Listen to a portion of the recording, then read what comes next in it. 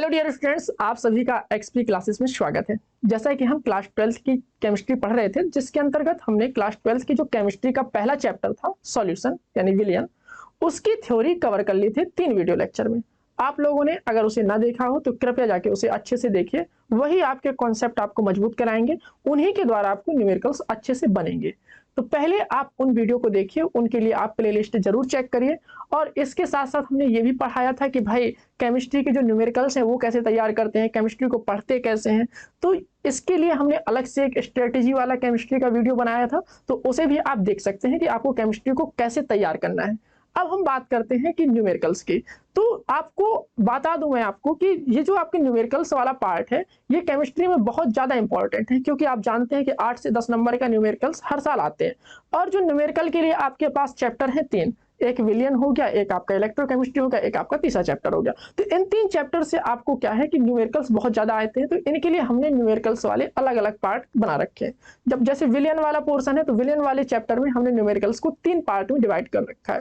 पहले पार्ट में बड़े ही आसान आपको न्यूमेरिकल देखने को मिलेंगे। ये जो न्यूमेरिकल होंगे, इनमें आपको बड़े ही मतलब आप कह सकते हैं कि जो फॉर्मूला है उनका अनुप्रयोग टाइप का देखने को मिलेगा। जैसे आप देखते हैं कि 1-1 नंबर 2-2 नंबर के जो आपके न्यूमेरिकल आते हैं, वो आपके बड़े आसानी से इसमें कवर हो जाएंगे। तो ये जो आपका वीडियो लेक्चर है, ये आपका 1-1 2-2 नंबर 3-3 नंबर वाले जो आपके न्यूमेरिकल्स आते हैं, उसके हिसाब से उसकी दृष्टि से बहुत ज्यादा महत्वपूर्ण है। और आपको एक बता दूं बात कि जो केमिस्ट्री में जो न्यूमेरिकल्स पूछे जाते हैं, वो बड़े ही आसान न्यूमेरिकल्स होते हैं। कुछ ज्यादा दिमाग लगाने की बात नहीं होती, केवल और केवल फॉर्मूला आपको याद होना चाहिए और आपको ये पता होना चाहिए कि ये कौन सी चीज दे रखी है, बस आपको उसे उठा के वहां पे रख देना होता है। तो इस वाले वीडियो लेक्चर के अंतर्गत इसी प्रकार के न्यूमेरिकल्स की चर्चा करेंगे। तो ये हमारा है पार्ट 1। चलिए अब हम बिना किसी देरी के न्यूमेरिकल्स का पार्ट 1 शुरू करते हैं। तो अब हम स्टार्ट करते हैं अपने न्यूमेरिकल्स से। तो पहले पढ़ लेते हैं कि क्या दे रखा है उसने न्यूमेरिकल। तो नाइट्रोजन गैस को 293 केल्विन पर जल में से प्रवाहित किया जा रहा है। तो 1 लीटर जल में कितने मिलीमोल नाइट्रोजन गैस विलेय होगी। नाइट्रोजन गैस का जो आंशिक दाब है ये अपने पास इतना दे रखा है, ओके।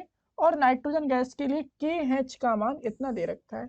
तो जो चीजें दे रखी है, सबसे पहले उन चीजों को लिख लेते हैं। तो सबसे पहले उसने क्या दे रखा है, हमको दे रखा है उसने कि हमारे पास 1 लीटर जल है, यानी जल का जो आयतन है वो हमारा 1 लीटर है। यहाँ पर लिख लीजिए 1 लीटर हमारे पास जल है, ओके। कहाँ यूज होगा देखेंगे, कहाँ यूज होगा, अभी आप इतना लिख लो केवल। आगे वो कह रहा है आपसे कि नाइट्रोजन का आंशिक दाब 0.987 है। तो पी ऑफ नाइट्रोजन अपने पास है 0.987 और यहाँ पर आप लिखेंगे बार, ओके। फिर वो कह रहा है KH का मान जो है अपने पास 76.48 है। तो यहाँ पर लिखो 76.48 किलो बार। देखो जब स्टार्टिंग में मैंने आपको यूनिट और मेजरमेंट चैप्टर पढ़ाया था, तो मैंने आपको बताया था किलो मतलब होता है 1000, ठीक है। तो जहां पर भी किलो लग जाता है वहां पर 1000 का गुणा करना अनिवार्य हो जाता है, ताकि हम जैसे मान लो यहाँ पर के को अगर हम हटाएं तो यहाँ पर हमको 1000 से क्या करना पड़ेगा, गुणा करना पड़ेगा। ये हो जाएगा आपका 1000 और किलो हटा दो तो क्या बचेगा आपका बार।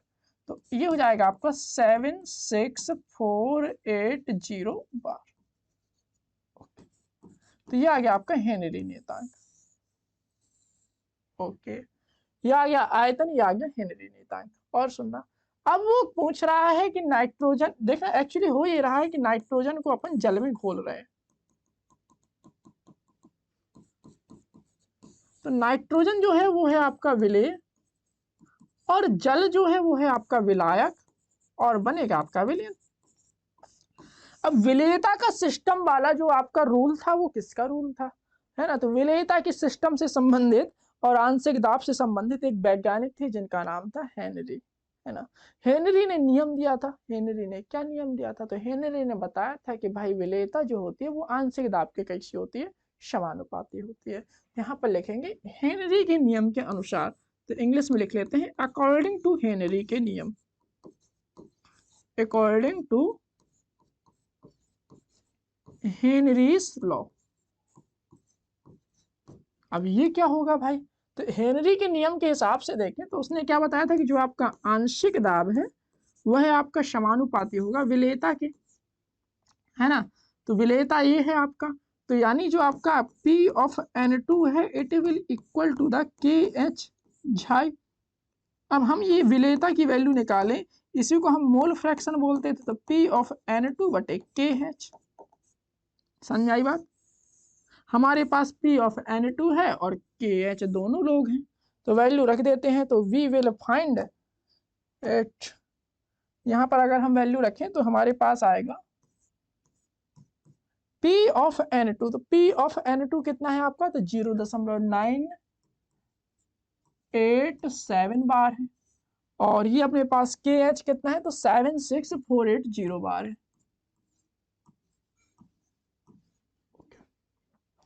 अब हम इसे क्या करेंगे, सॉल्व करेंगे। सॉल्व करने का मतलब यह है कि नीचे वाले का ऊपर वाले में क्या करेंगे, भाग देंगे। जब आप इसे भाग देंगे तो you will find 1.29 into 10 to the power -5, तो ये आ गई इसकी क्या, विलेयता, है ना। विलेयता क्या है, ये मोल फ्रैक्शन है। क्या है ये, मोल प्रभाज। तो ये जो है आपका मोल fraction of nitrogen.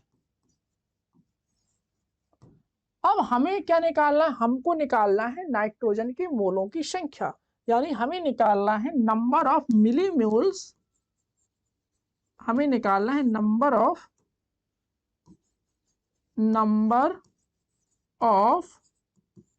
Millimole of nitrogen. ये हमें निकालना, हमें क्या निकालना, हमें निकालना है नाइट्रोजन के मिलीमोलों की संख्या। अभी ये क्या आया, तो ये हमारा नाइट्रोजन का मोल प्रभाज है। क्या है ये, तो ये है हमारा नाइट्रोजन का मोल प्रभाज। क्या है, नाइट्रोजन का मोल प्रभाज। अब यहां पर आ जाओ भाई कॉन्सेप्ट मोल प्रभाज का। तो मैंने जब थ्योरी पढ़ाई थी तो मोल प्रभाज का सूत्र बताया था। मोल प्रभाज अगर मैं बात करूं तो विलेय है नाइट्रोजन, तो नाइट्रोजन का अगर मैं मोल प्रभाज का सूत्र देखूं तो यहाँ पर लिख सकते हैं आप कि नाइट्रोजन का जो आपका मोल प्रभाज होगा उसका सूत्र क्या होगा। तो यहाँ पर मैं आपको लिख के दिखाई दे रहा हूँ। देखो, जिसका हमको मोल प्रभाज निकालना होता है उसके मोलों की संख्या ऊपर रखनी पड़ती है। तो हो जाएगा आपका नाइट्रोजन के मोलों की संख्या, तो यहाँ पर लिख सकते हैं नाइट्रोजन के मोलों की संख्या, और नीचे आएगा जी आपका नाइट्रोजन के मोलों की संख्या, और प्लस करो आप, और आएगा आपका वाटर के मोल।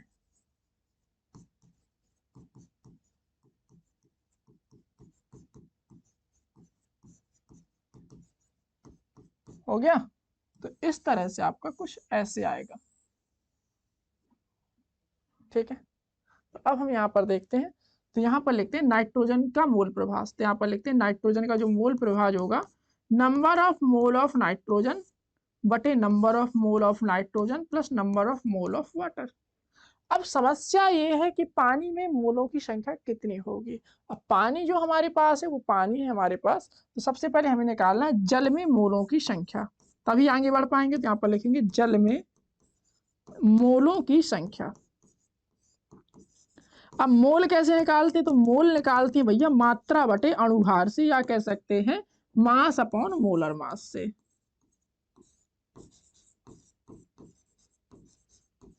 अब हमारे पास मास तो है नहीं है, मास जल का द्रव्यमान हमारे पास नहीं है, और जल का मोलर द्रव्यमान आपके पास 18 होता है। तो मोलर द्रव्यमान तो हम निकाल लेंगे, किसी तरह से मैनेज कर लेंगे कि 18 होता है। कैसे होता है, तो ये जल है आपका, और इसे हम देखें तो 2 इंटू 1, और ये है आपका 16। तो यू विल फाइंड 2 + 16 यानी आपका 18 ग्राम प्रति मोल। तो ये तो आ गया आपका जल के मोलर द्रव्यमान, ठीक है, या जल के मोलों की, जल का मोलर द्रव्यमान आ गया 18 ग्राम प्रति मोल। ओके, अब द्रव्यमान कहां से निकालें, यहाँ पे लिखेंगे जल का द्रव्यमान अभी निकालना है। जब द्रव्यमान आएगा तभी हमारा काम बन पाएगा। अब द्रव्यमान के लिए हम क्वेश्चन पढ़ेंगे। तो क्वेश्चन तो कह रहा है भैया 1 लीटर पानी है। अब लीटर जो मात्रक होता है, दिस इज नॉट मात्रक ऑफ द्रव्यमान, दिस इज मात्रक ऑफ वॉल्यूम, है ना। यह जो लीटर है मात्रक होता है किसका, वॉल्यूम का, यानी आयतन का। अब भाई अब हम आयतन से द्रव्यमान कैसे निकालें, चलो मैं बताता हूं। देखो, हमने प्राचीन काल में सूत्र पढ़ रखा है कि द्रव्यमान बराबर होता है आपका आयतन गुणा घनत्व। ओके, यही पढ़ा था। अब जल का घनत्व अब हमको याद होना चाहिए, तो जल का घनत्व होता है 1 किलोग्राम प्रति लीटर। तो यहाँ पर लिखेंगे आयतन है आपका 1 लीटर, तो जल का घनत्व क्या होता है, तो जल का घनत्व होता है 1 किलोग्राम प्रति लीटर, और ये आपका आयतन जो है वो आपका लीटर में, तो लीटर से लीटर कैंसिल हो गया, तो ये आपका द्रव्यमान आया 1 किलोग्राम, यानी 1 लीटर जो जल है उसका द्रव्यमान आया 1 किलोग्राम। अगर मैं इसे बात करूं तो ये आ जाएगा आपका 1000 ग्राम। ओके, तो जल का द्रव्यमान आ गया अपना 1000 ग्राम, जल का द्रव्यमान आ गया। ठीक, अब हम बात करेंगे जल के मोलों की संख्या। यहाँ पर लिख लेते हैं जल के मोलों की संख्या। तो जल के मोलों की संख्या, अब ये कैसे आएगा, तो जल के जो मोल होंगे वो कैसे निकालते हैं, तो मास अपॉन मोलर मास से। तो भैया मास कितना है, तो वो है आपका 1000, और मोलर मास कितना है 18 ग्राम प्रति मोल। 18 का आप भाग दीजिए, 18 पंचे 90, 5 बचेगा, 18 पंचे 90, 5 बचेगा, 18 पंचे 90, 5 बचेगा, 18 पंचे 90, इस तरह से, तो 55.55। तो ये आ गया आपकी जल की मोल यानी N1। हमारा काम है N2 निकालना। फिर पुनः वही सूत्र से, इस वाले से, कहाँ गया भाई, ये वाला। तो यहां पर लिखेंगे नाइट्रोजन का मोल प्रभाज का जो सूत्र था वो था आपका number of mole of nitrogen बटे number of mole of nitrogen plus number of mole of water, इस तरह से सूत्र था आपका। ठीक है, अब आप यहाँ पर देखेंगे कि जो आपका N2 है उसकी तो वैल्यू आपकी कितनी आई थी, तो यहाँ पर अपन देखेंगे कि N2 की जो वैल्यू आई थी वो आई थी आपकी, वही तो निकाल ली है, N2 की वैल्यू हमको क्या करनी है, निकालनी है। और हमारे पास N1 की जो वैल्यू है वो अपने पास 55.55 है। ठीक है, और जो आपकी विलेयता आई है, मोल फ्रैक्शन आया है, वो आया है आपका 1.29 इंटू 10⁻⁻5। ठीक है, सभी वैल्यू पुट करेंगे अपन।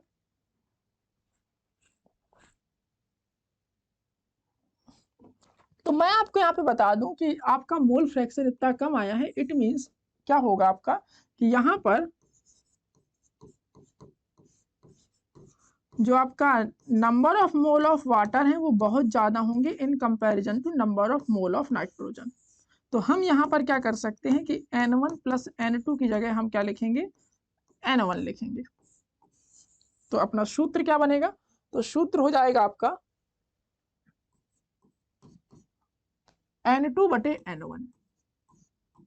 चलिए, अब हम बात करते हैं कि N2 क्या है और N1 क्या है। वही पुराना सिस्टम, N2 निकालना है और N1 अपने पास 55.55 है। विलेयता कितनी है, तो विलेयता है अपने पास 1.29 इंटू 10⁻⁻5, और N2 है अपने पास कितना है भाई N2, तो N2 है अपने पास निकालना है अपने को, और N1 है अपने पास 55.55। ठीक है, क्रॉस मल्टीप्लाई कराएंगे आप तो N2 बराबर आ जाएगा 55.55 इंटू 1.29 इंटू 10⁻⁻5। तो इतने मोल नाइट्रोजन क्या है इसमें घुली हुई होगी। ठीक है, तो अगर हम इसका गुणा कराएं तो ये आता है आपका 71.6 इंटू 10⁻⁻5। अगर मैं इसे देखूं तो यह आ जाएगा आपका 7.16 इंटू 10⁻⁻4 मोल। ओके, थोड़ा और अच्छे से देख लो तो ये हो जाएगा आपका 0.716 इंटू 10⁻⁻3 मोल। अगर मैं मिली मोल की बात करूं, क्योंकि हमको जो है नाइट्रोजन की वैल्यू काय में निकालनी है, कितने मिली मोल नाइट्रोजन घुली होगी, तो मिली मोल के लिए अगर मैं देखूं 10⁻³ आपका घट जाएगा, तो यू विल से दैट 0.716, और यहां पर आप लिखेंगे मिली मोल। क्या लिखेंगे कि इतने मिली मोल नाइट्रोजन क्या है घुली हुई है। ओके, चलिए let us discuss about question number 2। चलिए तो प्रश्न को शुरू करते हैं। सड़े हुए अंडे की गंध जैसी विषैली गैस H2S का उपयोग हम करते हैं गुणात्मक विश्लेषण में। यदि H2S गैस की जल में H2P पर विलेयता हमको क्या करना है, दे रखी है उसने 0.195 m, तो हमें क्या है हेनरी स्थिरांक यानी जिसको हम KH बोलते हैं उसकी गणना करनी है। ओके, ये हम जानते हैं H2S के जो HTP पर जो आपका आंशिक दाब होता है वो आपका 0.987 बार होता है, ये आपको क्वेश्चन में प्रोवाइड किया जाएगा। ठीक है, चलिए तो सुनिएगा मेरी बात को। हमको निकालना है हेनरी स्थिरांक। क्या निकालना है हमको? हेनरी स्थिरांक। क्या निकालना है? हेनरी स्थिरांक, यानी हमको फाइंड करना है हेनरी स्थिरांक का मान। ओके, तो हेनरी का नियम लगेगा, है ना। तो हेनरी का नियम क्या कहता है, यहाँ पर लिख सकते हैं अकॉर्डिंग टू हेनरी का नियम। यहाँ पर लिखिए according to Henry's law. Henry's law क्या बोला हेनरी ने? तो हेनरी ने बोला कि भाई जो प्रेशर होता है वो आपका किसके समानुपाती होता है? विलेयता के समानुपाती होता है ना। तो विलेयता जो है आपकी वो KH इंटू ये, है ना। हमको KH निकालना है तो ये हो जाएगा आपका P ऑफ H2S बटे आपका ये झाई। अब कुल मिला के हमारे पास ये तो है, सुनना बात को, हमारे पास ये है, बस ये निकाल लें किसी तरह से तो हमारा क्या है काम बन जाना है। ठीक है, चलिए इसे निकालते हैं। तो अब हमारा काम है, मेन काम है इसको निकालना। ठीक है, तो ये क्या है हमारा विलेयता है, यानी ये हमारा मोल फ्रैक्शन है H2S का। तो H2S की मोल फ्रैक्शन की अगर हम बात करें तो यहाँ पर लिख सकते हैं कि H2S की विलेयता या H2S का मोल फ्रैक्शन का मोल प्रभाज कैसे निकलेगा? तो वो निकलेगा आपका H2S के मोलों की संख्या ऊपर रहेगी और नीचे H2S और विलायक। विलायक कौन है? जल में घोला है तो जल रहेगा। तो यहाँ पर लिखेंगे H2S के मोल प्लस जल के मोल। तो जल को इंग्लिश में वाटर बोलते हैं तो वाटर लिख दिया, वाटर के मोल। तो ये है आपका H2S का मोल प्रभाज। अब समस्या ये है कि H2S के मोल हो हमारे पास और दूसरी बात यह है कि पानी के मोल हो। ओके, मोल निकालने के लिए अब हमको क्या करना पड़ेगा? क्वेश्चन पढ़ना पड़ेगा, कुछ ना कुछ कहीं से जुगाड़ हो जाए तो हमारा काम बन जाए, है ना।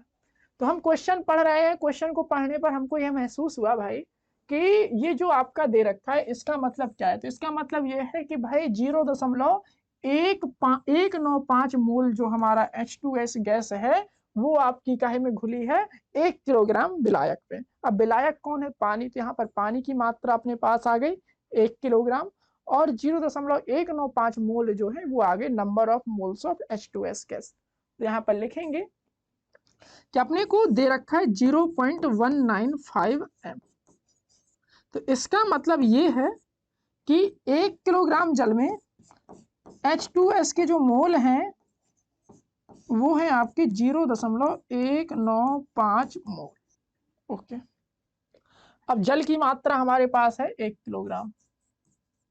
यहाँ पर लिख लो जल की मात्रा 1 किलोग्राम यानी 1000 ग्राम। ओके, और 0.195 m ये तो आपका ये कुल मिला के आ गया H2S के मोल। तो यहाँ पे जल के मोल और निकाल लो। तो जल के मोल, अब जल के मोल कैसे निकलेंगे? तो मोलों की संख्या कैसे निकालते हैं? द्रव्यमान बटे मोलर द्रव्यमान। तो यहाँ पर लिख सकते हैं जल की मात्रा, यहाँ पर लिख सकते हैं या द्रव्यमान लिख लो, जो भी आपको लिखना हो, mass upon molar mass. Molar द्रव्यमान क्या होता है? वही अणुभार के बराबर होता है। ठीक है, मोलर द्रव्यमान। तो अणुभार कैसे निकालते? तो H2O है, इसका अणुभार निकलेगा 2 × 1 प्लस 16 यानी हो जाएगा आपका 2 + 16 यानी हो जाएगा आपका 18 ग्राम प्रति मोल। ये आया आपका कितना मोलर द्रव्यमान। तो ये हो जाएगा आपका द्रव्यमान है अपना 1000 और ये हो जाएगा आपका 18 ग्राम प्रति मोल और ऊपर क्या है 1000 ग्राम में। तो ग्राम से ग्राम कैंसिल, 18 से कट जाएगा तो आएगा आपका 55.55 मोल। तो मोल ऑफ वाटर जो है हमारा वो आ गया आपका 55.55 मोल। मोल ऑफ आपका कह सकते हैं कि H2S गैस है वो है अपना 0.1 सेकेंड भाई 0.195 मोल। अब ये बताओ दोनों के मोल हैं हमारे पास, विलायक के मोल है ना 55.55 और विलेय जो हमारी गैस है H2S उसके भी मोल है हमारे पास 0.195। तो क्या हम यहाँ से मोल फ्रैक्शन नहीं निकाल सकते? मोल प्रभाज, तो यहाँ पर लिखेंगे H2S का मोल प्रभाज। तो यहाँ पर लिखते हैं भाई H2S का मोल प्रभाज, सूत्र लिखा होगा बगल में। सूत्र क्या है? तो जिसका हम मोल प्रभाज निकालते हैं उसके मोलों की संख्या सबसे पहले रखनी है। ये हो जाएगा आपका 0.195 और नीचे रहेगा आपका 0.195 और ये है आपका 55.55।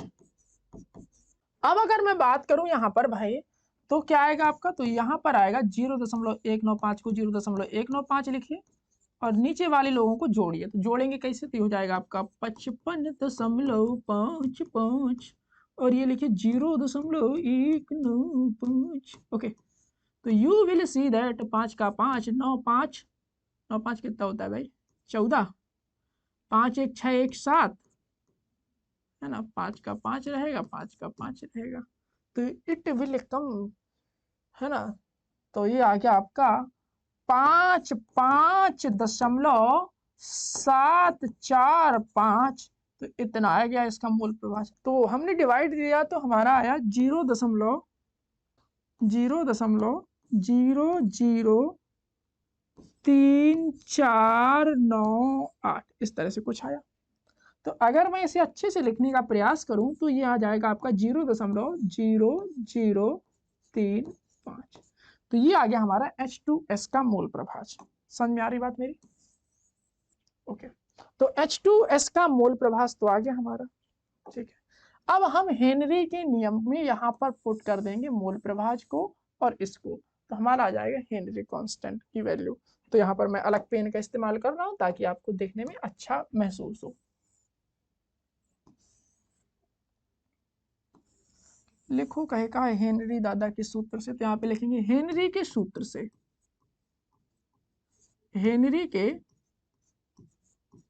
सूत्र से तो क्या था भाई हेनरी का सूत्र? तो हेनरी ने बताया था आपका कि इस तरह से सिस्टम चल रहा था, हमको KH निकालना था। तो यहाँ पर जो जो चीजें रखनी, एक सेकंड, यहाँ पर जो जो चीजें रखनी सीधे सीधे आप रखिए। KH बराबर यही निकालना है, P of H2S it is 0.987 और नीचे वाले भाई साहब का क्या वैल्यू है? नीचे वाले भाई साहब की जो वैल्यू है 0.0035। तो ये आएगा आपका आंसर बार में। तो आप नीचे वाले को ऊपर वाले में भाग दे लीजिए तो आपका आंसर आ जाएगा। कैसे निकालेंगे? आप ऐसे दशमलव हटाएंगे तो आ जाएगा आपका 9870/35।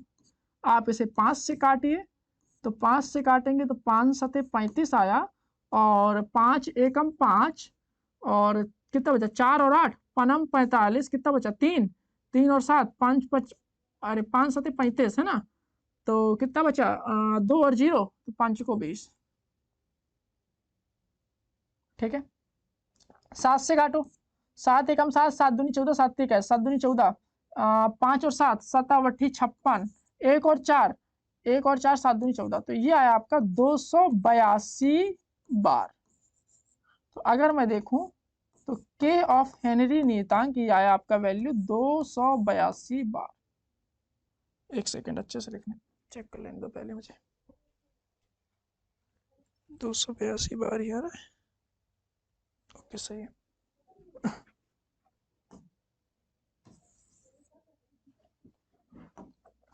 तो अगर मैं हेनरी नियतांक की वैल्यू देखूं तो ये कितना आया? तो वो आया हमारा 282 बार।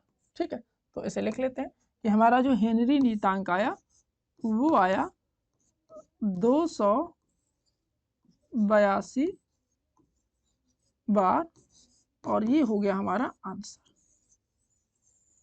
समझ में आई बात? आ गई ना? चलो जल्दी से स्क्रीनशॉट लो इसका।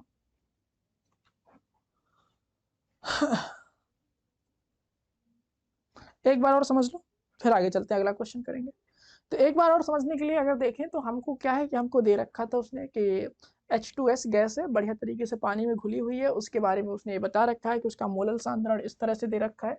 और इस तरह सबसे पहले हमने यहीं से स्टार्ट किया कि भाई हमें निकालना क्या है। तो हमको निकालना था ये हेनरी कांस्टेंट यानी KH। जब हमको KH की वैल्यू निकालनी थी तो उसके लिए हमने क्या किया कि भाई पहले सूत्र बनाया हेनरी के नियम से। तो हेनरी का नियम ये था आपका, है ना। तो हेनरी के नियम के हिसाब से अपन ने सिस्टम बनाया, तो ये हमारा इस तरह से आया सूत्र। अब सूत्र आ गया तो अब हमको क्या क्या चाहिए होता है, तो हमको चाहिए था ये क्या था, तो ये हमारा H2S का मोल प्रभाज। अब मोल प्रभाज कैसे निकले, तो भाई मोल प्रभाज निकलता है इस सूत्र से। अब इस सूत्र के लिए हमारे पास ये चीजें होनी चाहिए। अब ये चीजें कहाँ से लाएं, तो ये चीजें हम लाएंगे कहाँ से, तो ये चीजें हम लाएंगे यहाँ से कि भाई H2S के मोल, तो H2S के मोल तो हमें सीधे सीधे मिल गए थे। तो H2S के जब मोल मिल गए हमें सीधे सीधे, तब हमने प्रयास किया कि भाई पानी के मोल निकाल लें।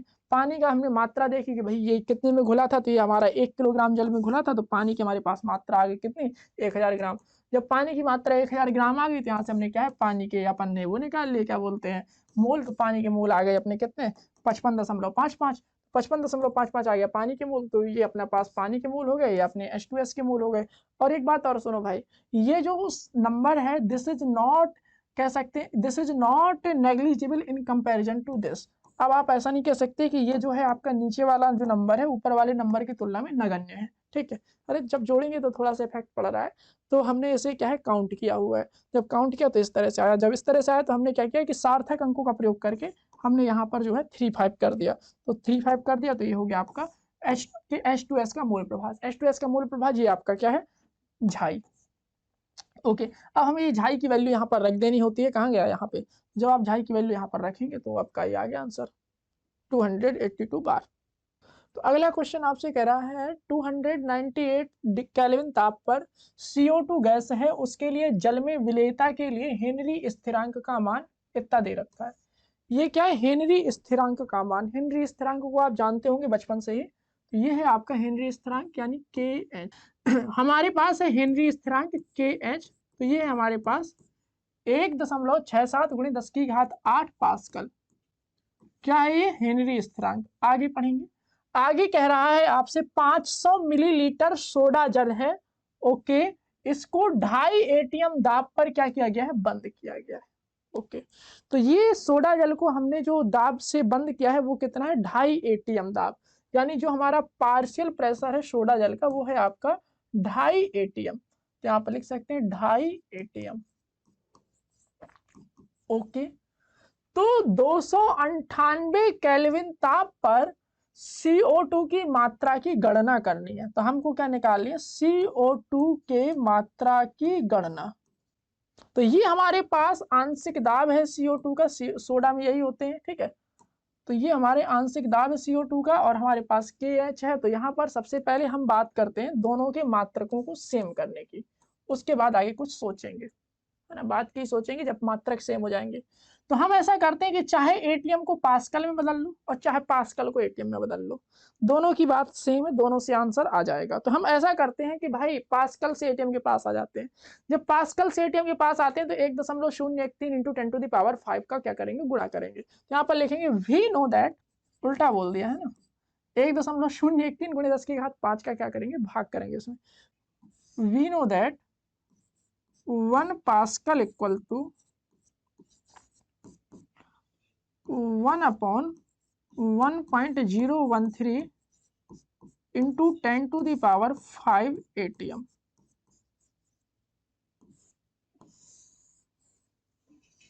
ठीक है, या आप कह सकते हैं 1 ATM बराबर इतने पास्कल, ठीक है। तो इस तरह से आपका होता है, हम जानते हैं इसके बारे में, ठीक है। ये कैसे जानते हैं, क्योंकि हमारे पास होता है 1 ATM बराबर 1.013 into 10⁵ पास्कल। तो हम ऐसा करते हैं कि ये जो पास्कल है इसको एटीएम में बदल ले रहे हैं। तो यहाँ पर KH की अगर मैं वैल्यू देखूं तो ये हो जाएगा आपका 1.67 into 10⁸ और डिवाइड करो इसे 1.013 into 10⁵। काटिए पीटिए तो ये हो जाएगा आपका 1.67 अपॉन 1.013 into 10⁵, और ये हो जाएगा आपका एटीएम में आंसर। तो KH तो अपना आ गया, ठीक है। अब हमारा काम ये है कि किसी तरह से हमको निकालना है CO2 की मात्रा। तो CO2 की मात्रा निकालने के लिए पहले हमारे पास होना चाहिए CO2 के मोल। CO2 के अगर हमारे पास मोल है तो हम मास अपॉन मोलर मास वाले सूत्र से हम CO2 की मात्रा निकाल सकते हैं बड़े ही आसानी से। चलो तो हम ऐसा करते हैं, पहले इसका डिवाइड करके इसे सॉल्व कर लेते हैं। तो जब हमने इसको डिवाइड दिया तो यह है आपका 1.648 इंटू 10⁻³ ATM। तो हमारे पास आ गया KH, यानी हेनरी स्थिरांक तो आ गया। हमको हेनरी स्थिरांक थोड़ी चाहिए, हमको चाहिए है कि घुली हुई CO2 की मात्रा। ओके, चल, तो हमको यही चाहिए। तो अब हम इसकी वैल्यू निकालने का प्रयास करेंगे। ठीक है, तो निकालते हैं। तो यहां तक क्लियर ना? चलिए, अब हम इसकी वैल्यू निकालने का प्रयास करेंगे। तो हमारे पास KH है, ओके, और हमारे पास P ऑफ CO2 है, ओके, और क्या चाहिए? P है, KH है, तो यहाँ पर लिखेंगे हेनरी के नियम से क्या होगा? P of CO2 will be equal to the KH into chi. हमको ये निकालना है। तो ये अगर हम देखें तो ये हो जाएगा आपका P ऑफ CO2 बटे KH। ओके, तो अगर मैं यहाँ काई की वैल्यू की बात करूं तो P ऑफ CO2 कितना है अपने पास? तो वो है आपका 2.5 ATM, और ये है अपना 1.648 इंटू 10⁻³ ऊपर जाएगा ये। तो ये जो छाई आएगा वो आएगा आपका 2.5 अपॉन 1.648 इंटू 10⁻⁻3। अब आप नीचे वाले के ऊपर वाले में क्या करेंगे? भाग दीजिए। जब नीचे वाले को ऊपर वाले में भाग देंगे तो क्या आएगा? तो ये आया आपका 1.51699 इंटू 10⁻⁻3। ओके, तो अगर मैं यहाँ पर देखूं तो ये हो जाएगा आपका 1.52 इंटू 10⁻⁻3। तो ये आ गया अपना विलेयता, या इसी को हम बोलेंगे मोल प्रभाज। यहाँ पर बोलेंगे CO2 का मोल प्रभाज आ गया अपना, 2 का मोल प्रभाज आया अपना 1.52 इंटू 10⁻⁻3। मात्रक, मोल प्रभाज का भैया मात्रक नहीं होता। ओके, तो यहां से हम CO2 के मोलों की संख्या निकाल सकते हैं। कैसे? यहाँ पर लिखेंगे CO2 का जो मोल प्रभाज का जो सूत्र होगा, यहाँ पर लिख लो CO2 का मोल प्रभाज। अब घुला काहे में? तो घुला है भैया पानी में, तो लिखेंगे CO2 के मोलों की संख्या। तो नंबर ऑफ मोल ऑफ, नीचे हो जाएगा आपका नंबर ऑफ मोल्स ऑफ। तो हमको क्या करना है? हमको भाई वाटर के मोल की संख्या निकाल लिया, CO2 के मोल की संख्या निकाल लिया। किसी तरह से, इस तरह से हम क्या करें? एडजस्ट करें कि हमारा काम चल जाए। अब आप यहाँ पर मोल प्रभाव से देखकर अंदाज लगा सकते हैं कि नंबर ऑफ CO2 के जो मोल होंगे इन कंपैरिजन टू वाटर बहुत कम होंगे। तो यहाँ पर लिखेंगे भाई कि 500 ml जल में मोल की संख्या कैसे निकालेंगे? तो सुनो भाई, अब मोल निकलता है मास अपॉन मोलर मास से। ये आयतन है, मास तो है ही नहीं। तो अगर हम इसे लीटर में चेंज करें तो ये हो जाएगा आपका 500 इंटू 10⁻³ लीटर। ओके, अगर मैं यहाँ पर द्रव्यमान देखूं तो द्रव्यमान क्या हो जाएगा? आयतन गुणे घनत्व। तो आयतन ये है आपका 500 गुणे 10⁻³ और घनत्व कितना है? घनत्व होता है आपका 1 किलोग्राम प्रति लीटर, है ना? तो आपका आ जाएगा, तो ये हो जाएगा आपका, ये हो जाएगा आपका 500 का 500 रहेगा, और 10⁻³ तो 10⁻³ आपका एडजस्ट होगा तो 0.5 किलोग्राम आया। अब 0.5 किलोग्राम को आप ग्राम में बदलेंगे तो ये आएगा आपका 500 ग्राम। जल के लिए अगर मैं बात करूं तो जितना जल का आयतन नंबर में होता है उतना ही उसका द्रव्यमान ग्राम में होता है, ध्यान रखेंगे। ठीक है, जैसे मान लो 1 किलोग्राम जल की बात करूं तो उसका द्रव्यमान कितना, सॉरी 1 लीटर जल का बात करूं तो उसका द्रव्यमान कितना होगा? तो उसका द्रव्यमान होगा आपका 1 किलोग्राम। ठीक है, अगर मैं बात करूं कि 500 मिलीलीटर जल है तो उसका द्रव्यमान कितना होगा? तो 500 ग्राम। ठीक है, ध्यान रखिएगा।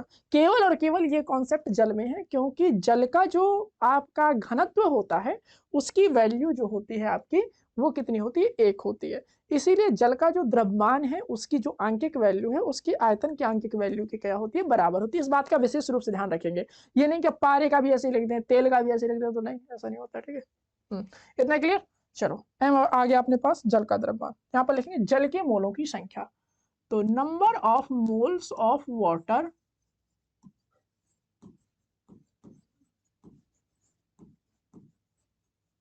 जल के मोलों की संख्या क्या आ जाएगी, जल का कह सकते हैं द्रव्यमान बटे जल का मोलर द्रव्यमान। यहाँ पर लिखेंगे मास ऑफ वाटर और बटे मोलर मास।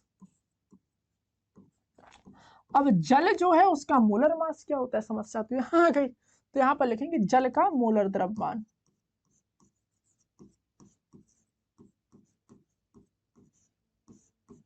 तो जल का अगर हम मोलर द्रव्यमान देखें तो वो कैसे निकालेंगे, H2O करके। तो H2O जो होता है वो कितना हो जाएगा, 2 × 1 + 16, तो ये हो जाएगा आपका 2 + 16, ये हो जाएगा आपका 18 ग्राम प्रति मोल। ओके, अब हम बात करते हैं जल के मोलों की संख्या। तो यहाँ पर लिख लो जल के मोलों की संख्या, तो वो हो जाएगा आपका जल का द्रव्यमान। तो कितना है जल का द्रव्यमान भाई, जल का द्रव्यमान आया 500 ग्राम, तो यहाँ पे 500 ग्राम लिख लो। और मोल ये कितना है 18 है ना, तो 18 का 18, 18 दूनी 36, 18 × 3 = 54, तो 18 दूनी 36 आया। यहाँ पर आपका बचा 14 और ये बचा आपका 0, 18 × 8 = 144 नहीं, 18 × 7 कितना होता है, तो 17 × 56 हो जाएगा आपका 126 है ना, दशमलव लगाइए। और फिर हम देखें तो भाई आएगा 5, फिर आएगा आपका फिर 7 है ना, फिर आएगा आपका फिर 7 आएगा, 7 7 7 बनता रहेगा इस तरह से। तो इसे आप लिखेंगे 27.78। तो ये आ गया number of moles of water. Okay, सूत्र वही लगाएंगे पुराना वाला, क्या है आपका, ये CO2 बराबर number of mole of CO2, number of mole of CO2 plus number of mole of water. Okay, इसका मतलब है कि नंबर ऑफ CO2 के मोलों की संख्या है ना, इसका मतलब भी मैं यहाँ पे लिखे दे रहा हूँ, परेशान नहीं होने की जरूरत नहीं है। ठीक है, ये क्या है आपका, ये है आपका CO2 के मोलों की संख्या, जी क्या है आपका H2O के मोलों की संख्या। ठीक, चलो वैल्यू रखो। तो यहां पर देखेंगे भाई अपन 1.52 × 10⁻³ तो यहाँ पर आएगा 1.52 × 10⁻³ CO2 के मोलों की संख्या। तो इसे आप ऐसे देखो, और यहाँ पर अगर मैं देखूं तो CO2 के जो मोलों की संख्या होगी वो बहुत छोटी होगी इन कंपैरिजन टू वाटर के मोलों की संख्या। तो इसीलिए हमने यहाँ पर जो है केवल और केवल वाटर रखेंगे। तो यहाँ पर लिख लो NH2O, तो हो जाएगा आपका 1.52 × 10⁻³ number of mole of CO2 upon NH2, इसकी वैल्यू है 27.78। तो 8 16 2 7 14 15 2 7 14 15, तो 1 2 नहीं 4 5। ठीक है, क्लियर इतना। NCO2 यानी CO2 के मोलों की संख्या आ जाएगी आपकी 1.52 मल्टीप्लाइड बाई 27.78 × 10⁻³ तो अगर मैं यहां पर देखूं कि CO2 के मोलों की संख्या, CO2 के मोलों की संख्या, तो इसके लिए आपको क्या करना पड़ेगा, गुणा सुणा कराना पड़ेगा। गुणा कराया तो ये आया हमारा 42.22 और ये आपका 10⁻³ का -3 रहेगा। अब हम इसे चाहें तो हल कर सकते हैं। -3 को अगर हम इसे एलिमिनेट कराएं तो 3 अंक बाद यहाँ दशमलव लगेगा, तो ये आ जाएगा आपका 0.04222 और ये हो जाएगा इसका मोल की संख्या। तो यहाँ पर आप लिख लीजिए मोल। तो CO2 के मोल आ गए। हमको मोल भी नहीं निकालना, हमको क्या निकालना है, हमको निकालना है भाई CO2 की मात्रा, है ना। तो मात्रा कैसे निकलेगी, जब हमारे पास CO2 का मोलर मास होगा, है ना। तो यहां पर लिख लेते हैं CO2 का मोलर द्रव्यमान।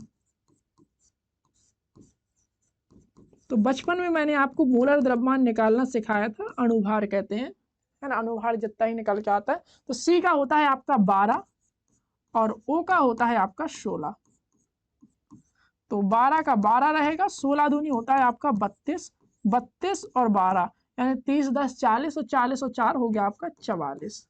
तो 44 ही आ गया और इसका मात्रक हो जाएगा ग्राम प्रति मोल। ओके, अब हमने क्या है सूत्र पढ़ रखा था प्राचीन काल में, क्या पढ़ा था सूत्र, यहाँ पर लिखते हैं कि मोल की जो वैल्यू होती है वो होती है आपकी मास अपॉन मोलर मास, यानी मात्रा बटे मोलर द्रव्यमान। ओके, तो हमारे पास मोल है कितने, यहाँ पर लिख लो 0.0422। ओके, मास कितना है, तो मास है इसका निकालना है, यही मात्रा तो निकालनी है अपन को, ठीक है। और ये है अपने पास 44, क्रॉस मल्टीप्लाई कराइए तो यू विल फाइंड दैट कि जो CO2 की मात्रा है या CO2 का जो द्रव्यमान है, यहाँ पर मास लिख सकते हैं,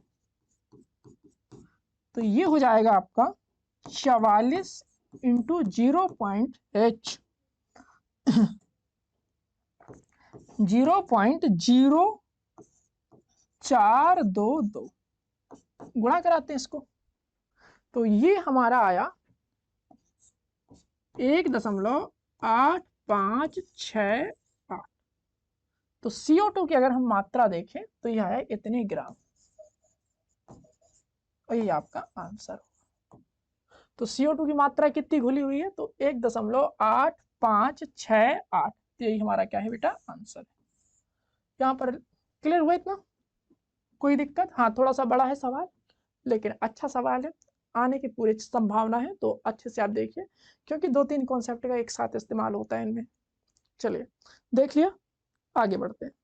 चलिए पढ़ते हैं इस क्वेश्चन को। तो क्या है, 298 केल्विन पर क्लोरोफॉर्म, क्लोरोफॉर्म का सूत्र होता है आपका CHCl3। ओके, ये आपका है क्लोरोफॉर्म। आगे क्या कह रहा है, आगे कह रहा है डाइक्लोरोमीथेन, डाइक्लोरोमीथेन का सूत्र होता है CH2Cl2। ये है आपका डाइक्लोरोमीथेन, ये लिख लो। आगे आगे कह रहा है कि वाष्पदाब क्रमशः 200 mmHg, यानी अगर मैं क्लोरोमीथेन की बात करूं, सॉरी अगर मैं बात करूं क्लोरोफॉर्म की, तो उसका वाष्पदाब दे रखा है 200 mmHg। तो CHCl3 का अगर मैं देखूं तो वो है आपका 200 mmHg। ओके, आगे अगर बात की जाए 415 mmHg, तो ये है आपका डाइक्लोरोमीथेन का, तो CH2Cl2 ये है आपका 415 mmHg। ओके, आगे आगे वो कह रहा है कि 25.5 ग्राम CHCl3, यानी CHCl3 की जो मात्रा है वो है हमारे पास 25.5 ग्राम। ओके, आगे क्या कह रहा है, 40 ग्राम CH2Cl2, यानी CH2Cl2 की मात्रा देखूं मैं तो वो है आपकी 40 ग्राम, यहाँ पर लिखो आप 40 ग्राम को मिलाकर बनाए गए विलयन की वाष्प दाब की गणना कीजिए। तो इसको मिलाकर बनाया गया जो विलयन है उसकी क्या करनी है, वाष्प दाब की गणना करनी है। ठीक है, क्लियर हुआ इतना।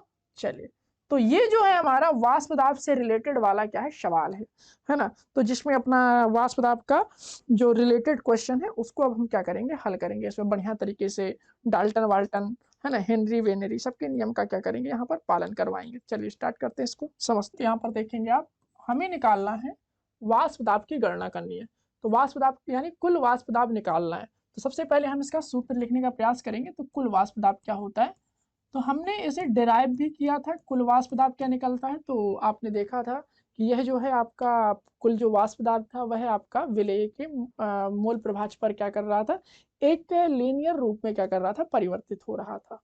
तो अगर हम कुल वाष्प दाब का सूत्र देखें तो ये आपका कुछ इस तरह से मैंने बताया था आपको कि निकलता कैसे। तो इसका अगर हम डायरेक्ट सूत्र देखते हैं तो मैंने आपको यहाँ पर डिराइव करके दिखाया था। कैसे दिखाया था कि जो P टोटल होता है आपका वो आता है आपका P1 + P2 करके, है ना।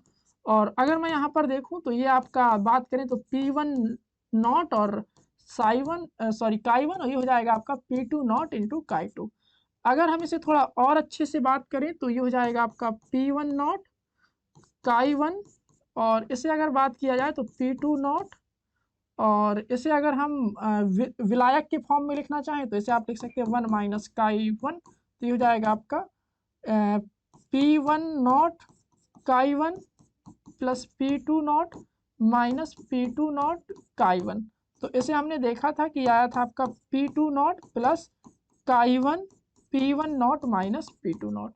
चाहो तो आप इसे ऐसे लिख सकते हो, अगर आप इसे ऐसे नहीं लिखना चाहते तो आप इसे ऐसे भी कर सकते हो कि भाई हमने इसे लिखा P1 नॉट Chi1, तो इसे लिखो आप 1 माइनस Chi2, और ये हो जाएगा आपका P2 नॉट Chi2। इसका गुणा कराएंगे तो P1 not minus P1 not Chi2, P2 not Chi2, और ये हो गया था आपका P1 नॉट, और यहाँ पर अगर हमने Chi2 कॉमन ले लिया था तो P2 not minus P1 not. तो इस सूत्र का हम क्या करेंगे, प्रयोग करने वाले हैं। ध्यान रखना, ये मैंने डिराइव करके दिखाया, चाहे आप इसे ऐसे लिख लो चाहे आप इसे ऐसे लिख लो। तो हम इसमें प्रयोग किसका करेंगे, तो हम इसमें प्रयोग करेंगे भाई इस वाले सूत्र का।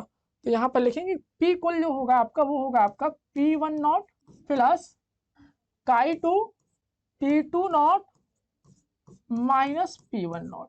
ठीक है, ये x नहीं है, ठीक है, ग्रीक लेटर है। चलिए अब हम इसे हटा देते हैं क्योंकि हमारे किसी काम का नहीं है। ये डेरिवेशन था, और डेरिवेशन मैंने आपको थ्योरी वाले पोर्शन में बहुत डिटेल में, बहुत ज़्यादा डिटेल में, बहुत डीप में पढ़ाया हुआ है। तो अब हमारे पास क्या है कि हमको निकालना है ये, हमको निकालना है किसी तरह से हमें सब कुछ ये मिल जाए तो हमारा काम बन जाए। तो हमारे पास भैया P1 है, P1 नॉट है, P2 नॉट, सब कुछ है हमारे पास, ये बस Chi2 बस नहीं है ना। तो Chi2 हमें निकालना है, ठीक है, तो ध्यान देना। तो Chi2 कैसे निकालेंगे, तो ये हमारा मोल फ्रैक्शन होता है। तो मोल फ्रैक्शन के लिए अगर हम बात करें तो हमारे पास पहले मोल होनी चाहिए, और मोल कैसे निकलेंगे, तो मोल के लिए हमारे पास सबसे पहले मोलर द्रव्यमान और मात्रा होनी चाहिए। मात्रा है, मोलर द्रव्यमान निकाल लेते हैं। यहाँ पर लिखते हैं CHCl3 का मोलर द्रव्यमान। तो मोलर द्रव्यमान के लिए बताया था वही अणुभार वाला सिस्टम करना पड़ता है। CHCl3 लिखा है तो C की वैल्यू कितनी होती है 12, H की वैल्यू 1, Cl की वैल्यू 35.5, और 3 का आप गुणा कराएंगे। You will find out 12 plus 1 13, और 3 पचे 15, हासिल आई 1, 3 पचे 15 1 16, हासिल आई 1, 3 तिरका 9, 1 10, जोड़िए ऐसे। तो ये हो जाएगा आपका 119.5 ग्राम प्रति मोल। ओके, तो CHCl3 के मोल हो गए। अब हम बात करेंगे CH2Cl2 के मोल। CH2Cl2 के मोलर द्रव्यमान, तो इसकी भी गणना कर लेते हैं।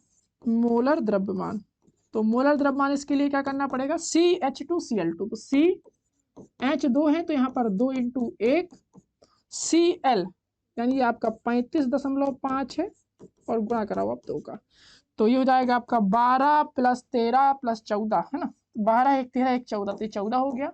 35 दूनी 70, 70 1 71, ये हो जाएगा आपका 85 ग्राम। तो हमारे पास इसका मोलर द्रव्यमान हो गया, इसका मोलर द्रव्यमान हो गया। अब बात आती है थोड़ी सी दिमाग की, इतने से हम निकालेंगे CHCl3 के मोल, और फिर निकालेंगे CH2Cl2 के मोल। तो यहाँ पर लिख लो CHCl3 के मोलों की संख्या। तो इसके मोल कैसे निकलेंगे, द्रव्यमान बटे मोलर द्रव्यमान। तो CHCl3 का अगर हम द्रव्यमान देखें तो वो आपका दे रखा है कितना, 25.5 ग्राम। तो यहाँ पर लिखिए 25.5 ग्राम, और इसका मोलर द्रव्यमान अपना निकला था 119.5। डिवाइड करते हैं 25.5 में 119.5 का, तो ये आया आपका 0.213 मोल। इसी प्रकार हम बात करते हैं डाइक्लोरोमीथेन के मोल, यानी CH2Cl2 के मोलों की संख्या। तो यहाँ पर लिख सकते हैं CH2Cl2 के मोल, तो वही आ जाएगा CH2Cl2 का द्रव्यमान बटे CH2Cl2 का मोलर द्रव्यमान।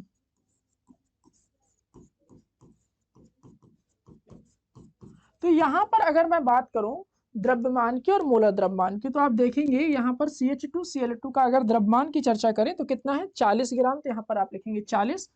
और ये जो आपका मोलर द्रव्यमान है CH2Cl2 का वो कितना आया था, तो वो आया था आपका 85। तो 85 का आप डिवाइड करेंगे 40 में, तो यहाँ पर देख लेते हैं ये आया आपका 0.47 मोल। क्लियर इतना। अब हमको यहाँ इस सूत्र की हेल्प लेनी है, तो हमारे पास पहले ये वाला व्यक्ति होना चाहिए। है ना। तो इसके लिए क्या करना पड़ेगा, तो यहाँ पर लिखेंगे CH2Cl2 का मोल प्रभाज। कैसे निकालेंगे, तो वो निकलेगा आपका number of mole of CH2Cl2 बटे number of mole of CH2Cl2 plus number of mole of CHCl3। हम इसे लिखेंगे तो CH2Cl2 के जो मोल है वो आए 0.47 और CH2Cl2 के मोल यहाँ पर 0.47 का 0.47 लिखेंगे और number of mole of CHCl3 तो 0.213 0.47 और ये आएगा आपका 7 1 8 है ना 0.683 डिवाइड करते हैं तो ये आया आपका 0.6881। ठीक है, तो एक को हटा दो, इतना जरूरी भी नहीं है, तो यहाँ पर लिख लेते हैं यहाँ पर CH2Cl2 का मोल प्रभाज। तो ये आया आपका 0.688। अगर मैं बात करूं CHCl3 का मोल प्रभाज कितना होगा, तो यहां पर आप लिखेंगे CHCl3 का मोल प्रभाज, तो ये आएगा जी आपका 1 माइनस 0.688। 10 में से 8 गए 2, 10 में से 9 गया सो 1 और 10 में से 7 गया सो 3, 0.312। इतना क्लियर। अभी क्वेश्चन खत्म नहीं हुआ है, अभी आप एक बार देख लीजिए अच्छे से। समझ में आया क्वेश्चन? चले, क्या किया अपन ने, ये चीजें तो हमें दे रखी थी तो कुछ किया है ही नहीं यहाँ पे। कुल मिला के अभी हमने CHCl3 के मोल निकाले हैं और हमने CH2Cl2 के मोल निकाले हैं। अब हम कहाँ रखेंगे, तो हमारा वही जो पुराना फेवरेट सूत्र है, कहाँ गया, ये है, यहाँ पर हम क्या करेंगे, पुट करेंगे। चलिए तब लिखते हैं कुल दाब कितना होगा, तो यहाँ पर लिखते हैं विलयन का वाष्प दाब। तो लिखते हैं विलयन का वाष्प दाब बराबर, तो सूत्र हमारे पास क्या है, पी टोटल जो है हमारा वो है सूत्र हमारा कितना, P1 not plus Chi2 P2 not minus P1 not. तो यहाँ पर लिखेंगे P1 not plus Chi2 P2 not minus P1 not. Okay, P1 not कितना है भाई, तो P1 नॉट अगर मैं देखूं तो P1 नॉट ये वाला व्यक्ति हो जाएगा, तो ये हो जाएगा आपका P1 नॉट, ये वाला व्यक्ति हो जाएगा P2 नॉट, तो यहाँ P2 नॉट लिख लेते हैं। ठीक है, और Chi2 कहाँ है, तो ये Chi2 यानी CH2Cl2 वाला व्यक्ति होगा, तो ये हो जाएगा आपका Chi2, तो ये हो जाएगा आपका Chi2 यानी ये हो जाएगा आपका ऐसे, बस वैल्यू रख दो। तो P1 नॉट की वैल्यू कितनी है, तो यहाँ से हम देखेंगे P1 नॉट की वैल्यू कितनी है, तो 200 mmHg, तो रखो 200 mmHg ए भाई, तो यहाँ पे लिखते हैं 200 mmHg। Chi2 की वैल्यू कितनी है, तो Chi2 की वैल्यू कहाँ गई, वो है 0.688, तो 0.688। ठीक है, अब हम देखें ये जो है P2 नॉट, तो P2 नॉट कितना है, तो P2 नॉट हम देखेंगे तो ये है आपका 415 mmHg, तो यहाँ पर लिख लो 415 mmHg। ओके, और P1 नॉट को अगर देखो तो वो 200 का 200 ही है। चलो सॉल्व करते हैं इसे, तो ये हो जाएगा आपका 200 का 200, 0.688 और इसे अगर देखा जाए तो ये हो जाएगा आपका 215, गुणा कराएंगे तो 200 का 200, तो इसे हमने गुणा कराया तो यह है आपका 147.9 और अब हम यहाँ पर जोड़ेंगे इसे, तो 9 का 9 रहेगा, 7 का 7 हो गया, दशमलव का दशमलव, 4 का 4, 3 का 3, तो ये हो गया आपका P टोटल। तो इसे हम देख लेते हैं, तो P टोटल आएगा आपका इतना, और इसका अगर मैं बात करूं तो यूनिट क्या लिखेंगे, तो यूनिट आपकी वही जो इन लोगों की है, तो इन लोगों की यूनिट क्या है, mmHg। तो यहाँ आप लिखेंगे जो आपका वाष्प दाब आया विलयन का, वो आया आपका 347.9 mmHg, यही आपका क्या हो गया आंसर। चल क्लियर इतना, आगे चलते हैं, चलिए पढ़ते हैं क्वेश्चन को। तो क्वेश्चन क्या है, एक प्रोटीन के 200 सेंटीमीटर क्यूब जलीय विलयन में 1.26 ग्राम प्रोटीन है। ओके, 300 केल्विन पर इस विलयन का जो परासरण दाब है वो आपका इतना है। ओके, और प्रोटीन के मोलर द्रव्यमान का परिकलन कीजिए। सबसे पहले जो चीजें दी हैं हमें वो लिख लेते हैं। क्या दिया हुआ है? पहली बात दे रखी है हमें उसने 200 सेंटीमीटर क्यूब जलीय विलयन, यानी आयतन कितना है विलयन का? 200 सेंटीमीटर क्यूब। तो यहाँ पर अगर हम देखें कि भाई वैल्यू लीटर में कर लें तो थोड़ा ज्यादा मजा आएगा। तो यहाँ पे सेंटीमीटर क्यूब से जब हम लीटर के पास जाते हैं तो 10 की घात -3 का गुणा कराते हैं, तो ये हो जाएगा आपका 0.2 लीटर। आयतन आ गया। आगे आगे आपसे कह रहा है इतने ग्राम प्रोटीन है, यानी मात्रा ऑफ प्रोटीन ये है आपकी 1.26 ग्राम। ओके, आगे आगे कह रहा है 300 केल्विन टेम्परेचर, यानी टेम्परेचर जो है हमारा 300 केल्विन है। ओके, आगे क्या कह रहा है? परासरण दाब, परासरण दाब को पाई से रिप्रेजेंट करते हैं, तो पाई जो है हमारा 2.57 इंटू 10⁻³ बार है। ओके, आगे कह रहा है प्रोटीन का मोलर द्रव्यमान, यानी हमको एम निकालना है, मोलर द्रव्यमान। आगे क्या है? आर बराबर 0.083 लीटर बार प्रति केल्विन प्रति मोल। ठीक है, तो ये आपको दे रखा है। तो ये राशियां हमको ज्ञात है, ये चीजें हमको दे रखी है। चलो, तो ये चीजें हमको दे रखी है और हमको निकालना है मोलर द्रव्यमान। ठीक है, तो ये क्वेश्चन जो है रिलेटेड है आपका ऑस्मोटिक प्रेशर से, या आप कह सकते हैं परासरण दाब से। तो यहाँ पर हम परासरण दाब को जब कॉन्सेप्ट पढ़ रहे थे तो क्या पढ़ा था परासरण दाब के बारे में, कि परासरण दाब क्या होता है? तो परासरण क्रिया को रोकने के लिए जो हम उस पर दाब लगाते हैं विलयन के ऊपर, दैट इज इक्वल टू परासरण दाब। परासरण दाब को देखा था अपन ने कि भाई इसको हम पाई से रिप्रेजेंट करते हैं और ये CRT के बराबर होता है। तो हम जानते हैं, यहाँ पर लिख लीजिए, परासरण दाब के सूत्र से, परासरण दाब के सूत्र से क्या होगा परासरण दाब का सूत्र? तो यहाँ लिखते हैं पाई बराबर CRT। सी को थोड़ा अच्छे से लिखेंगे तो N/V/RT। N क्या है? तो N जो है आपका number of mole of solute. तो N को अगर मैं देखूं तो ये हो जाएगा आपका मोल है, तो मोल को लिखेंगे आप मास अपॉन मोलर मास, और ये हो जाएगा आपका RT और V। हमको क्या निकालना है? हमको निकालना है M। तो M निकालना है, तो M को आप बचाओ, तो M यहाँ पर ले जाओ, तो ये हो जाएगा आपका WRT/πV। बस सब वैल्यू अपने पास है, 5 की 5 है ना। देखो W भी है, R भी है, T भी है, V भी है, पाई भी है। ठीक है, तो चलो रख देते हैं। तो ये जो मोलर द्रव्यमान आएगा ये आपका कुछ इस तरह से आएगा। छोटा W 1.26, तो यहाँ पे लिख लो 1.26। R कितना है? तो R है अपना 0.083, तो यहाँ पे लिखो 0.083। और T कितना है? तो T यहाँ पर आप देखेंगे T है आपका 300 केल्विन, तो यहाँ 300 केल्विन लिखो, बटे पाई कितना है? पाई पाई पाई पाई पाई पाई तो ये अपने पास पाई है, तो 2.57 गुणे 10 की घात -3 ये दे रखा है, तो यहाँ पर लिखो 2.57 गुणे 10 की घात -3। ओके, पाई हो गया। आयतन आयतन आयतन कितना है? 0.2 लीटर, तो यहाँ पे 0.2 का क्या करा दीजिए ऐसे। ओके, कोई दिक्कत? कोई दिक्कत नहीं। यहाँ से दशमलव हटाइए, तो यहाँ से दशमलव हट गया।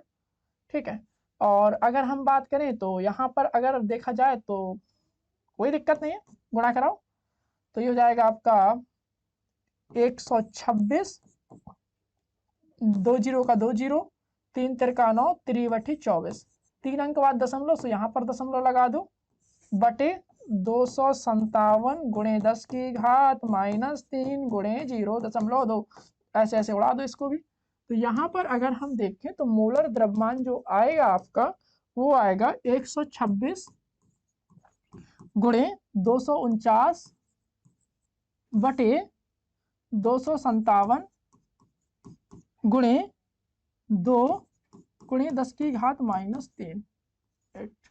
ठीक है, चलो काटो इसे, 2 एकम 2, 2 छक 12, 2 एकम 2, सॉरी 2 छक 12, 2 3 6, तो ये हो जाएगा आपका 224, सॉरी 249 गुणे 63 अपॉन 257 ऊपर हो जाएगा ये 10 की घात 3। ठीक है, सॉल्व करिए। तो जब हम इन दोनों का गुणा कराएंगे तो ये आएगा आपका 15,687। ओके, 10 की घात 3 को 10 की घात 3 लिखिए और नीचे रहेगा आपका 257। कुछ नहीं, अब आपको नीचे वाले को ऊपर वाले में भाग देना है। तो जब आप भाग देंगे तो ये हो जाएगा आपका 61.0389 और ये 10 की घात 3 का 10 की घात 3 रहेगा। ठीक है, तो 3 आप इसे अच्छे से लिखें तो ये हो जाएगा आपका 61 और 3 अंक बाद दशमलव खिसकाओ तो ये आपका यहाँ जाएगा। तो 0, 3, 8 और 9, इसे आप 9 ही लिखो सीधे सीधे। ठीक है, और मात्रक लिखिए ग्राम प्रति मोल, तो ये आपका आएगा आंसर। ठीक है, तो इस बात का रखिए ध्यान, ये आएगा आपका आंसर। यही है आपका मूलर द्रव्यमान। प्रश्न कह रहा है आपसे कि 298 केल्विन शुद्ध जल का जो आपका वाष्प दाब है वो आपका इतना दे रखा है, यानी शुद्ध जल का वाष्प दाब आपके पास है 23.8 mmHg। यहाँ पर लिख लेते हैं कि क्या दे रखा है, शुद्ध जल का वाष्प दाब। तो शुद्ध जल का वाष्प दाब अपने पास दे रखा है उसने 23.8 mmHg। ओके, शुद्ध जल का वाष्प दाब मीन्स क्या है, तो जल एक विलायक है, यानी शुद्ध विलायक का वाष्प दाब, यानी इट मीन्स हमारे पास है P0 23.8 mmHg। ओके, आगे पढ़ेंगे। 850 ग्राम जल, यानी ये क्या है, विलायक का द्रव्यमान। तो यहाँ पर लिखेंगे जल का द्रव्यमान बराबर 850 ग्राम। तो यहाँ पे लिख सकते हैं जल का जो हमारे पास द्रव्यमान है वो है 850 ग्राम। ओके, ठीक है। 50 ग्राम यूरिया, यूरिया का द्रव्यमान, यानी यूरिया को अपन घोल रहे हैं तो यूरिया विलेय हो जाएगी। तो यहाँ पर लिखेंगे यूरिया, यहाँ विलेय लिख लो आप। ठीक है, विलेय और यहाँ पर लिखो का द्रव्यमान। तो यूरिया का जो आपका द्रव्यमान है वो है 50 ग्राम। ओके, तो जल का द्रव्यमान 850 ग्राम, यूरिया का द्रव्यमान 50 ग्राम। क्या करना है, इस विलयन के लिए जल का वाष्प दाब यानी सॉल्यूशन के लिए पीएस निकालना है, यानी जल का वाष्प दाब। ओके, तथा इसके वाष्प दाब में आपेक्षिक अवनमन, आपेक्षिक अवनमन यानी P0 minus PS upon P0, यानी ये निकालना है। दो चीजें निकाल ली, एक ये चीज निकाल ली है और एक ये। तो वाष्प दाब में जो आपका आपेक्षिक अवनमन होता है वो आपका विलेय के मोल प्रभाज के बराबर होता है, यह राउल्ट ने बताया था। तो यहां पर लिखेंगे अकॉर्डिंग टू राउल्ट्स लॉ, कि राउल्ट ने हमें बताया था, राउल्ट्स लॉ कि relative lowering of vapour pressure is equal to the mole fraction of solute. यहां पर लिख सकते हैं रिलेटिव लोअरिंग ऑफ, हिंदी में भी लिखेंगे चिंता नहीं करो, vapour pressure equal to mole fraction of solute. ठीक है, तो क्या बोलेंगे, वाष्प दाब में जो आपेक्षिक अवनमन है वो किसके बराबर होता है, सॉल्यूट के यानी विलेय के मोल प्रभाज के। तो वाष्प दाब में आपेक्षिक अवनमन कैसे निकालते हैं, तो यहाँ पर लिख लो P माइनस, क्या गया भाई, P0 minus PS upon P0। This will be equal to the mole fraction of solute, विलेय का मोल प्रभाज। तो विलेय कौन है, अमोनिया, सॉरी यूरिया। तो यहाँ पर लिखेंगे यूरिया का मोल प्रभाज। बस, तो अब हम क्या है कि पहला काम है हमारे पास कि भाई यूरिया का मोल प्रभाज निकालना है, उसके बाद कुछ और सोचेंगे। अब किसी भी चीज का मोल प्रभाज कैसे निकालते हैं, तो उसके लिए हमारे पास नंबर ऑफ मोल्स होने चाहिए। तो अगर मैं यहाँ पर देखूं यूरिया का मोल प्रभाज, तो यहाँ पर लिख लेते हैं यूरिया का मोल प्रभाज कैसे निकालना है। तो यहाँ पे हमने यूरिया का मोल प्रभाज लिखा, तो क्या होगा आपका, तो यूरिया का जो आपका मोल प्रभाज होगा वो होगा number of moles of urea, तो NH2CO upon number of mole of urea NH2CO NH2 plus number of moles of water, water में घुल रहा है, ठीक है, बस ठीक है। तो हमें यूरिया के मोल निकालने, तो यहां पर लिखो यूरिया के मोलों की संख्या। तो यूरिया का पहले हमें क्या निकालना पड़ेगा, मोलर द्रव्यमान। तो यूरिया का मोलर द्रव्यमान कैसे निकलेगा, तो यूरिया का जो मोलर द्रव्यमान है, पहले यूरिया का सूत्र अपने को पता होना चाहिए, तो यानी क्या NH2CO NH2 है ना। वैल्यू रखिए, N की वैल्यू होती है आपकी 14, ओके, H की वैल्यू 2, सॉरी 1, 2 अणु है तो 2 हो जाएगा आपका, और आपका C होता है आपका 12, O होता है 16, N होता है 14 और 2 into 1, 14 plus 2 plus 12 plus 16 plus 14 plus 2, देखना 14 2 16, 14 2 16 और 16, 16 का 16, 16 2 नहीं 32, 16 3 48, 48 2 50, 50 10 60, ये हो गया आपका 60 ग्राम प्रति मोल। तो ये आया आपका यूरिया का मोलर द्रव्यमान, ठीक है। तो यूरिया के मोल निकाल सकते हो, तो यहां पर लिखेंगे यूरिया के मोलों की संख्या। तो यूरिया के मोलों की संख्या यानी आ जाएगा NH2CO NH2, क्या होगा आपका यूरिया की मात्रा यानी यूरिया का द्रव्यमान बटे यूरिया का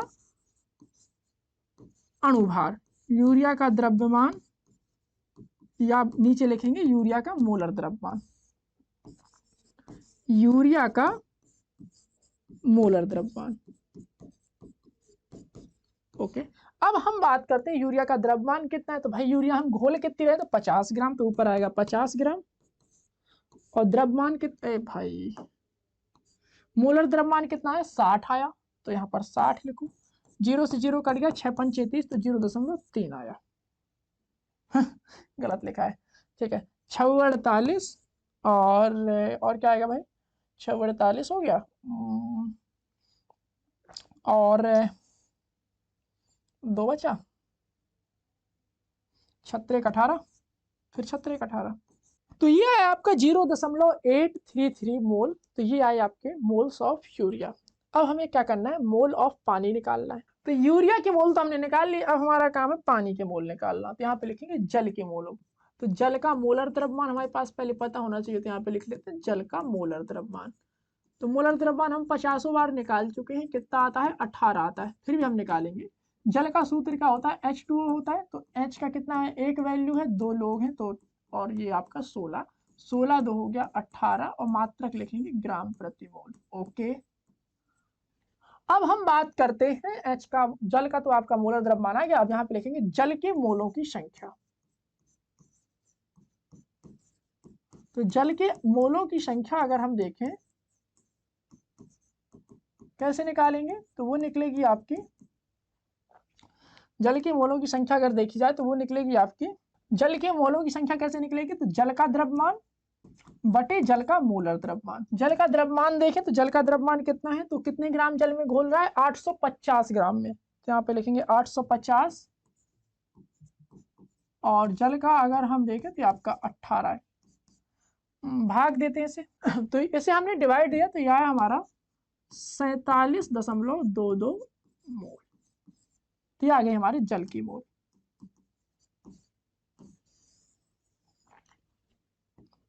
निकालना क्या है, हमको निकालना है यूरिया का मोल प्रभाज। रखेंगे तो यहाँ पर लिखेंगे यूरिया का मोल प्रभाज बराबर, तो यहाँ पे ये साइन बना लो और यूरिया लिख लो, नहीं लिखना होता ऐसे हिंदी में लिख लो पूरा पूरा, है ना, काय को वहां टेंशन लो, लिखो यूरिया का मोल प्रभाज। क्या था सूत्र, तो वो था आपका number of mole of urea, तो 0.833 तो रखते हैं यहाँ पे, बटे number of mole of urea, number of moles of water 0.833, जोड़िए इन्हें तो यह जाएगा आपका 3 तो सेम रहेगा, 3 2 5, 8 2 10, हासिल आई 1, 7 1 8 4। तो अगर हम देखें तो यह आया आपका 833 और यह आया आपका 4805 3। तो ये आया यूरिया का मोल प्रभाज। इसका भाग दे लेते हैं, और नहीं देना है तो ना दिया करो। तो यूरिया का मोल प्रभाज तो आ गया अपने पास। हमें मोल प्रभाज थोड़ी निकालना था, हमें निकालना है वाष्प दाब में आपेक्षिक अवनमन। तो वाष्प दाब में जो आपेक्षिक अवनमन है वो यूरिया के मोल प्रभाज के बराबर होगा। तो यहाँ पर हम देखें तो यूरिया का अगर हम मोल प्रभाज देखें तो ये हमारा आया 0.017। ठीक है, क्लियर इतना। अब हम बात करते हैं सूत्र की। कहाँ गया सूत्र, ये है। तो ये वाष्प दाब में आपेक्षिक अवनमन जो है वो यूरिया के मोल प्रभाज के बराबर होगा। तो इसी को लिखते हैं वाष्प दाब में आपेक्षिक अवनमन। वाष्प दाब में आपेक्षिक अवनमन किसके बराबर होगा, तो यहाँ पर लिखेंगे यूरिया के मोल प्रभाज के। यूरिया आपका विलेय है तो यहाँ विलेय लिख लो, है ना। किसने बताया था, राउल्ट ने बताया था। ओके, चलो बात करते हैं इससे। तो वाष्प दाब में आपेक्षिक अवनमन ये क्या था आपका, P not minus P of solution बटे P of solution equal to 0.017। तो ये है आपका वाष्प दाब में आपेक्षिक अवनमन। एक सेकेंड, तो ये हमारा एक आंसर तो आ गया। क्या, ये हमारा वाष्प दाब में आपेक्षिक अवनमन, ये हमारा एक आंसर आ गया। तो एक आंसर आ गया वाष्प दाब में आपेक्षिक अवनमन। ओके, हमको क्या निकालना है, हमको निकालना है वाष्प दाब में आपेक्षिक अवनमन, और साथ में निकालना है जल का वाष्प दाब, यानी अब जो विलयन है हमारा उसका वाष्प दाब क्या होगा। तो अब हम चर्चा करते हैं, हमें निकालना है PS ऑल्सो। शुद्ध जल का वाष्प दाब हमारे पास दे रखा है कितना, 23.8 mmHg। तो ये हमारे पास है P not equal to 23.8 mmHg। तो ये हमारे पास दे रखा है। ठीक है, रखते हैं यहाँ पे। तो वैल्यू रखिए यहाँ पे, तो हो जाएगा आपका 23.8 माइनस PS को आप PS लिखिए। नीचे PS से कोई मजाक नहीं करेंगे। 0. PS होता है नीचे, नीचे PS नहीं होता भाई, नीचे PO होता है। नीचे आपका P नॉट होता है, बाय मिस्टेक, प्रिंटिंग मिस्टेक। हम यहाँ पर रखेंगे वैल्यू, तो P नॉट की वैल्यू और रख दो। P नॉट की वैल्यू यहाँ नीचे रखते हैं तो क्या आ जाएगा आपका, और ये हो जाएगा आपका 0.017। गुणा कराइए, 23.8 minus PS equal to the 0.017 into 23.8। Okay, 23.8 को 23.8 लिखें, PS को PS लिखें, गुणा कराइए। ठीक है, 17 8 136, हाथ से लाई 13, 17 3 51, 51 और 13 64, हाथ से लाया 6, 17 दूनी 34, 34 6 40, 3 1 4 अंक बाद दशमलव, तो ये ऐसे आया। ऐसे यहाँ लाओ तो हो जाएगा आपका PS बराबर, ये यहाँ आएगा तो 23.8 माइनस 0.4046। घटाओ इसे, यहाँ पे लिखते हैं 23.8 और ये हो जाएगा आपका 0.4046। 0 0 0 इस तरह से बढ़ा लेते हैं। 10 में से 6 गया 4 बचा, 10 में से 5 गया 5 बचा, 10 में से 1 गया 9 बचा, 8 में से 5 गया 3 बचा, और ये आपका 3 2। तो अगर मैं इसे देखूं तो ये आया आपका 23.3954 mmHg। तो यहां पर आया 23.3954 mmHg। क्लियर इतना, कोई दिक्कत कोई समस्या, देख लीजिए अच्छे से। तो जैसा कि हमारा ये वीडियो लेक्चर खत्म हो चुका है, तो मैं उम्मीद करता हूं कि आपको ये वीडियो बहुत अच्छा पसंद आया होगा। बिल्कुल आपको इसमें मजा आ गया होगा, अच्छे से आपने सीखा होगा, मैंने अच्छे से इसे पढ़ाया हुआ है। तो आपको इसमें बिल्कुल चिंता करने की बिल्कुल बात है ही नहीं। आप इसे बढ़िया तरीके से क्या करिए, नोट्स बनाते चलिए, अच्छे से आप पढ़ते जाइए, खुद के नोट्स जरूर बनाइए। अब मान लीजिए कुछ लोग क्या होते हैं कि बहुत आलसी किस्म के होते हैं, तो उन आलसी प्रकार के बंदों के लिए भी हमने एक व्यवस्था कर रखी है। उसके लिए क्या है कि हमने अपना टेलीग्राम चैनल में ये PDF अपलोड कर दी है। तो आप उस टेलीग्राम चैनल से हमारी इस PDF को डाउनलोड कर सकते हैं और वहां से अपना नोट्स बना के बढ़िया तरीके से पढ़ सकते हैं। मैं यही कहूंगा कि आप नोट्स जरूर बनाया करिए, क्योंकि नोट्स बनाने से क्या होता है कि आपके जो मसल्स की एक्सरसाइज होती है, मसल्स की एक्सरसाइज होने से जो दिमाग है वो और अच्छे से काम करता है। तो कोई दिक्कत की बात नहीं है, बढ़िया तरीके से आप टेलीग्राम में जाइए, XP क्लासेस टाइप करिए, वहां पे हमारा चैनल ज्वाइन करिए और वहां पर आपको PDF मिल जाएगी। तो वहां से आप क्या करिए कि PDF डाउनलोड कर लीजिए, और टेलीग्राम चैनल की जो लिंक है वो हमने डिस्क्रिप्शन में दे रखी है। तो फिर आपसे बात होती है अब अगली वीडियो में। अगली वीडियो में हम आपसे मिलेंगे, तब तक के लिए आप अच्छे से पढ़ाई करते रहिए, अपना ख्याल रखिए। Wish you all the best.